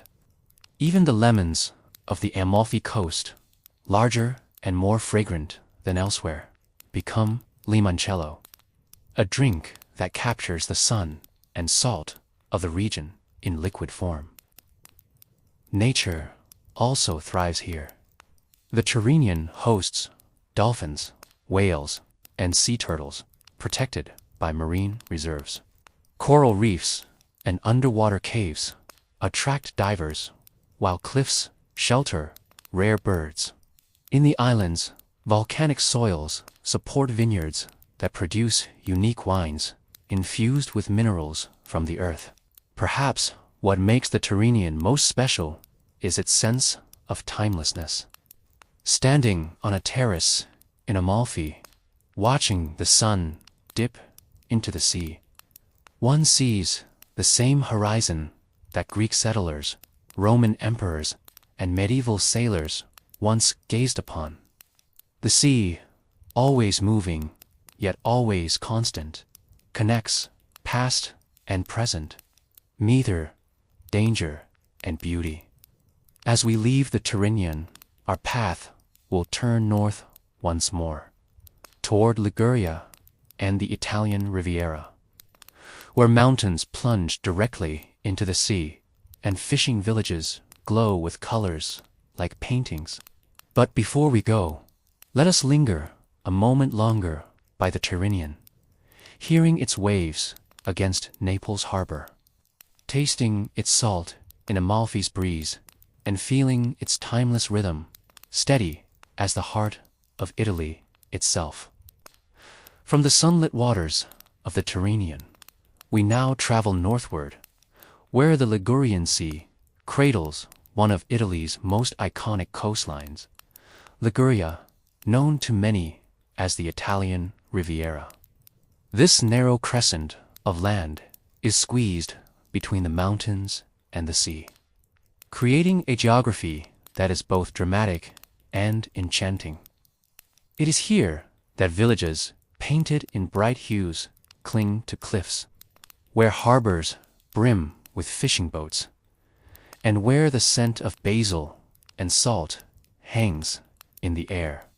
At the heart of Liguria lies Genoa, once a powerful maritime republic, rivaling Venice for control of Mediterranean trade. Genoa's harbor has welcomed ships for centuries, bringing goods, wealth, and cultures from distant lands. Narrow alleyways, called carugi, wind through its historic center, opening into grand piazzas and noble palaces. It was from this city that Christopher Columbus set out on voyages that would change the world. Today, Genoa remains a hub of commerce and culture, its aquariums and museums celebrating its deep connection to the sea. To the east of Genoa lies perhaps the most famous stretch of the Ligurian coast, the Cinque Terre. These five lands, Monterosso, Vernazza, Corniglia, Manerella, are villages seemingly carved into the cliffs, each painted in pastel shades that glow against the blue of the sea. Terraces of vineyards and olive groves rise above them, a testament to centuries of hard labor in difficult terrain. Paths wind between the villages, offering views that feel like living postcards. Travelers come from around the world to walk these trails, sip local wine, and watch the sun sink into the Ligurian horizon. Yet Liguria is not only the Cinque Terre. The Riviera stretches westward as well, with elegant towns such as Portofino, Santa Margherita, Ligua, and Rapallo. Portofino, in particular, has become a symbol of luxury travel. Its small harbor, encircled by pastel houses, welcomes yachts from every corner of the globe. Celebrities, artists, and writers have long found inspiration here, drawn by its beauty and tranquility. Still, behind the glamour, the town retains its fishing roots, with nets, boats, and seafood restaurants that honor the sea's gifts. Further west, near the border with France, the Riviera dei Fiori, or Riviera of Flowers, lives up to its name. Mild winters and Mediterranean sun allow gardens to flourish, filling the coast with colors and scents. Towns like San Remo are known not only for flowers, but also for culture. San Remo hosts Italy's most famous music festival, a competition that has launched countless songs and careers. Here, music and geography intertwine as the sound of waves meets the rhythm of melody. Liguria's cuisine is as distinctive as its landscapes. Basil, grown on its terraced hills, becomes pesto. Perhaps the region's most famous contribution to Italian food culture. Mixed with pasta, such as trophy or spread on bread, pesto carries the freshness of sea air and sunlit fields. Seafood is abundant, with anchovies, squid, and mussels prepared simply, often grilled or stewed. Focaccia, too, finds its home here. Soft, salty, drizzled with olive oil, and sometimes flavored with rosemary or olives. Each dish reflects the coast's balance between sea and mountain, luxury and simplicity. Economically, Liguria has long depended on its maritime role. Shipbuilding, trade, and fishing remain important, while tourism now adds significant wealth. Luxury resorts, small inns, and agritourism ventures coexist, creating opportunities for visitors to experience both refinement and authenticity. For many, the true luxury of Liguria lies not in its yachts, but in its rhythm. The quiet of a fishing village at dawn, the taste of freshly baked focaccia, the view from a cliffside path where land and sea meet in harmony. Culturally, Liguria has been shaped by its position as a frontier. Greek, Roman, Byzantine, and later French influences left their mark. Festivals often honor the sea, with processions of boats carrying saints' statues, blessing harbors, and celebrating the bond between people and waves. In small towns, traditions endure, from dialects to music to crafts such as lace-making and ceramics. The geography here also creates challenges. Landslides and storms threaten the fragile balance of villages perched on cliffs. Yet, communities rebuild, preserving their heritage with care. The very difficulty of living here has created resilience, a trait that echoes across Ligurian culture. As evening falls along the Ligurian coast, the scene is unforgettable. Lights twinkling from villages, clinging to hillsides, waves lapping against rocky shores, and fishing boats returning to harbor. The Italian Riviera is more than a destination. It is a state of mind where beauty and simplicity intertwine, and where each moment feels like a painting come to life. From here, our journey will soon turn inland once more to explore Italy's lakes and the Alpine north, where waters reflect mountains and luxury blends with nature. But before we move on, let us rest in Liguria, imagining a quiet harbor, a plate of pesto pasta, and the endless sound of the sea. From the bright villages of Liguria, we travel north once again, toward landscapes where water and mountains embrace in perfect harmony. The Italian lakes, nestled at the foothills of the Alps, these lakes have long enchanted travelers, poets, and artists. They are places of serenity and elegance, where nature provides beauty in abundance and where culture has layered history, architecture, and luxury upon the shores. Lake Garda, the largest of Italy's lakes, stretches between Lombardy, Veneto, and Trentino Alto Adige.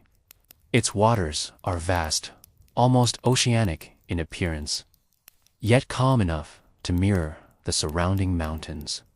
Garda is a place of contrasts. Olive groves and lemon orchards flourish on its southern shores, while rugged cliffs rise dramatically in the north. Towns such as Sirmione, with its medieval castle and Roman ruins, add layers of history. The peninsula on which Sirmione sits juts into the lake like a jewel, offering views that shimmer in both daylight and moonlight. Travelers come for sailing, hiking, and the simple luxury of strolling its lakeside promenades. To the west lies Lake Como, perhaps the most famous of all. Shaped like an inverted Y, Como is a place where elegance reigns. Villas with gardens that spill into the waterline its shores. Some dating back to Renaissance and Baroque times, others modern havens for global travelers. Bellagio, often called the Pearl of the Lake, sits at the meeting point of its three branches, offering views in every direction. The calm waters reflect snow-capped peaks in winter and blooming gardens in spring, creating scenes so beautiful they seem painted. Lake Como has become synonymous with luxury, attracting writers like Stendhal and Byron, musicians like Verdi, and, in modern times, celebrities who make it their retreat. Yet, beneath the glamour, Como retains authenticity. Fishing boats still head out in the morning, villages celebrate festivals, and churches chime across valleys.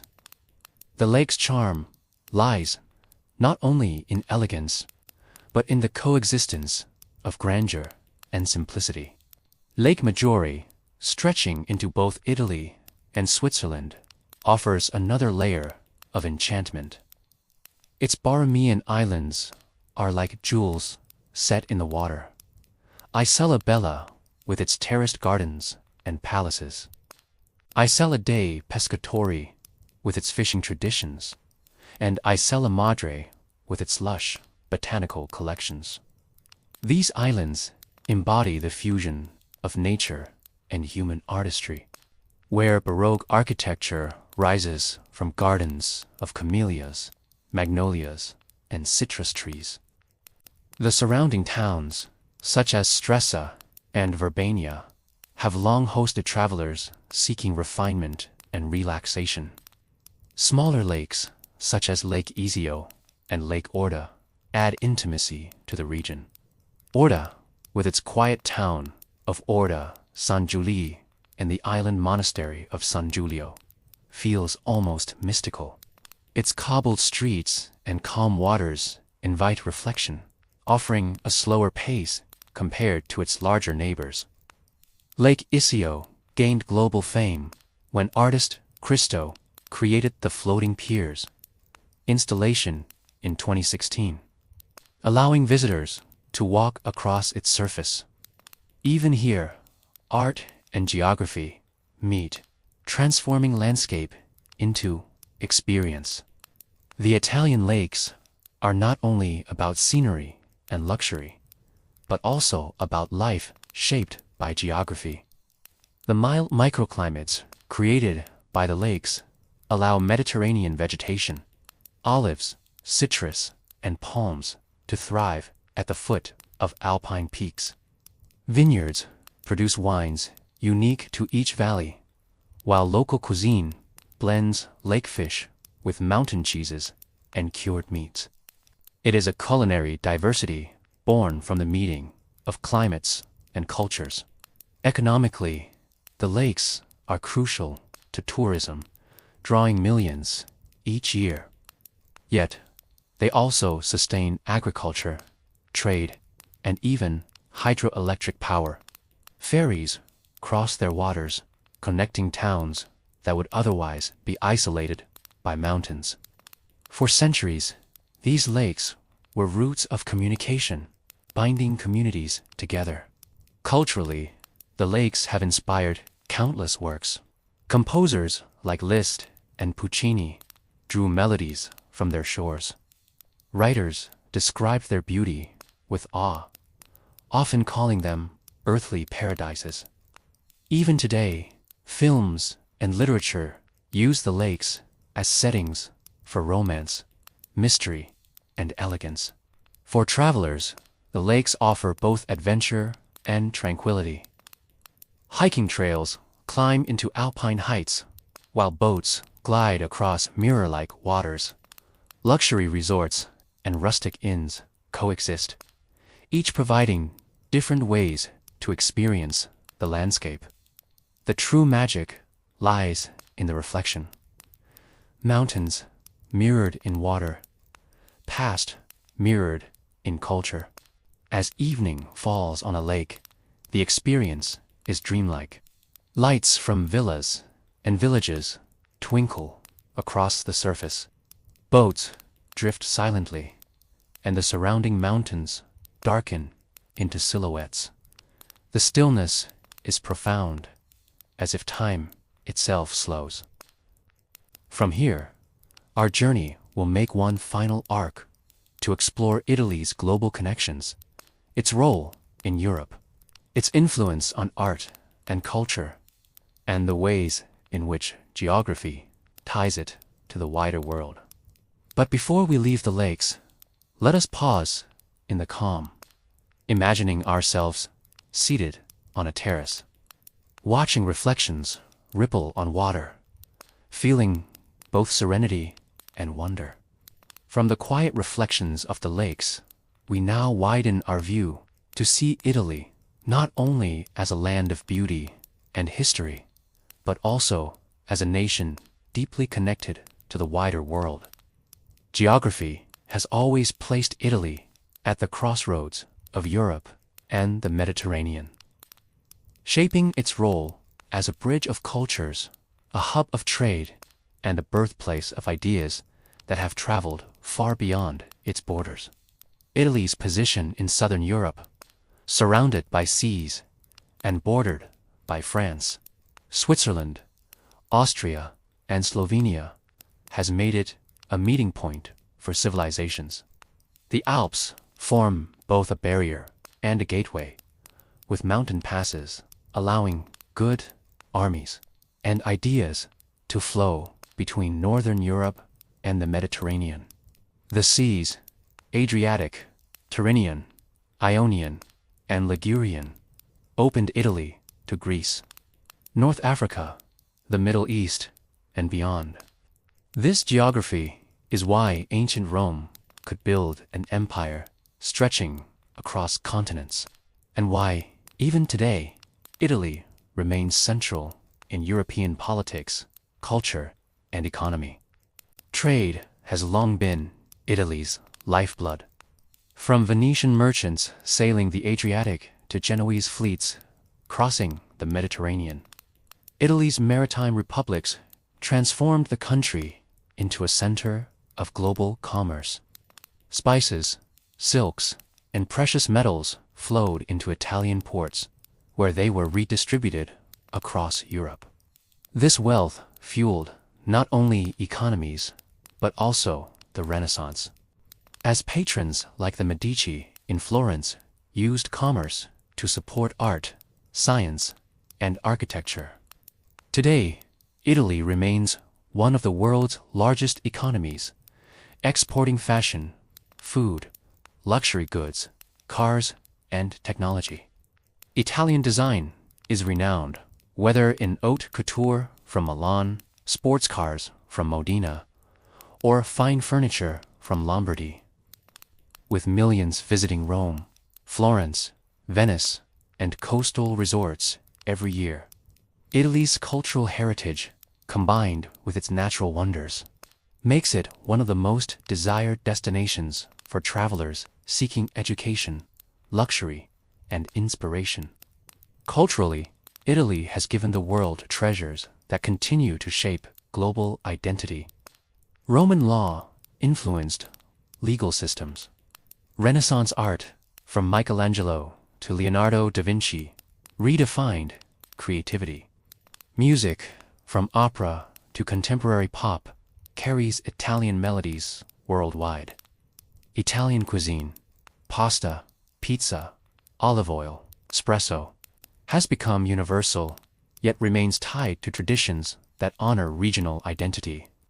Wherever one travels, echoes of Italy appear in architecture, fashion, food, and art, reminding us of its global influence. Education and innovation also tie Italy to the world. Its universities, such as Bologna, the oldest in Europe, laid foundations for modern scholarship.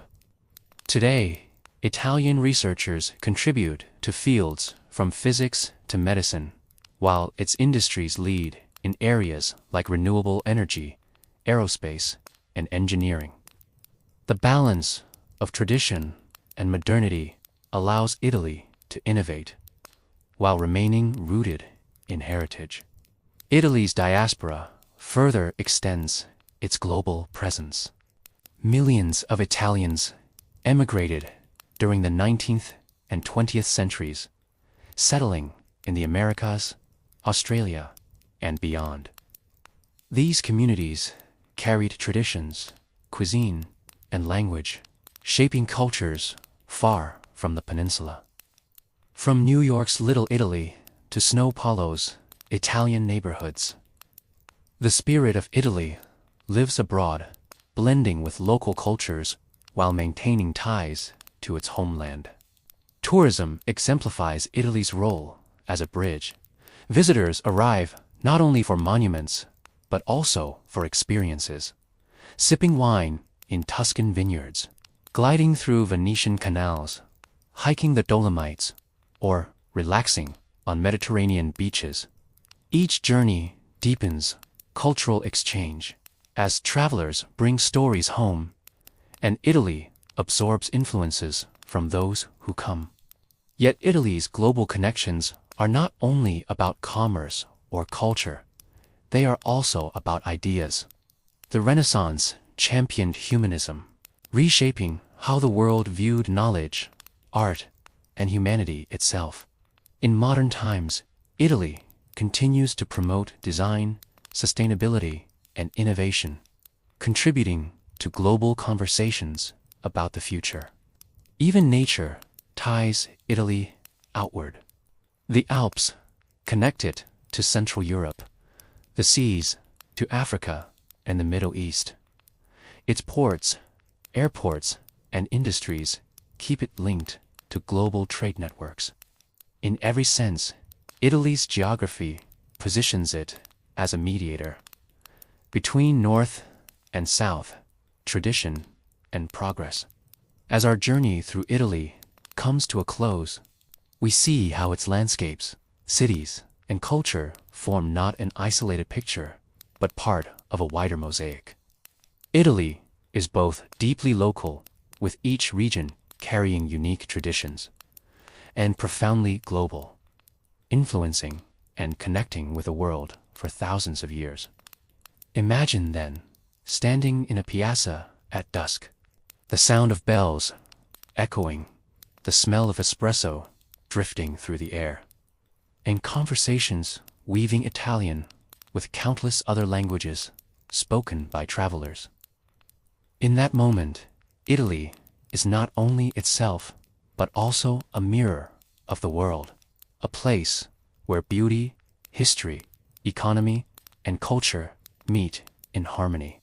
This is the heart of Italy, a land of mountains and seas, of art and innovation, of luxury and simplicity, of past and future.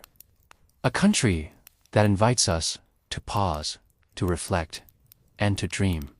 And as we drift into rest, the journey continues. For Italy, like the sea that surrounds it, is endless in its stories.